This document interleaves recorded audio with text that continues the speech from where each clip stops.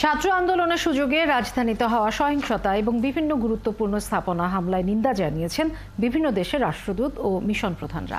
বুধবার সাংবাদিকদের একথা জানান পররাষ্ট্রমন্ত্রী হাসান মাহমুদ। ক্ষতিগ্রস্ত স্বাস্থ্য অধিদপ্তর, expressway, toll plaza, metro rail ও দুর্যোগ ব্যবস্থাপনা অধিদপ্তর পরিদর্শন করেন যুক্তরাষ্ট্র, যুক্তরাজ্য, ভারত, চীন সহ বিভিন্ন দেশের রাষ্ট্রদূত ও মিশন প্রধানরা।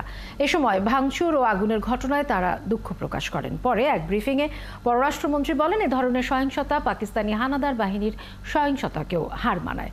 এসব দেখে বিদেশি কূটনীতিকরা স্তম্ভিত হয়েছেন। তারা জানিয়েছেন, যদিও এটা বাংলাদেশের অভ্যন্তরীণ বিষয়, তারপরও যে কোনো পরিস্থিতিতেই তারা বাংলাদেশের পাশে আছেন।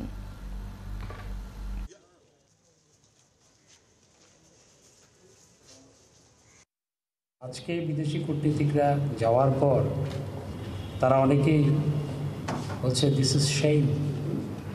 অনেকেই আমার কাছে তাদের অনুভূতি প্রকাশ করেছে এবং সবাই বলেছে উই আর উইথ ইউ, আমরা তোমাদের সাথে আছি।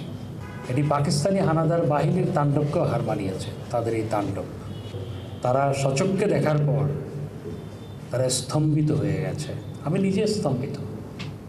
আমি বিটিভিতে এরকম ধ্বংসযজ্ঞ, প্রতিটি জায়গায় এরকম ধ্বংসযজ্ঞ আমার কল্পনার বাইরে ছিল।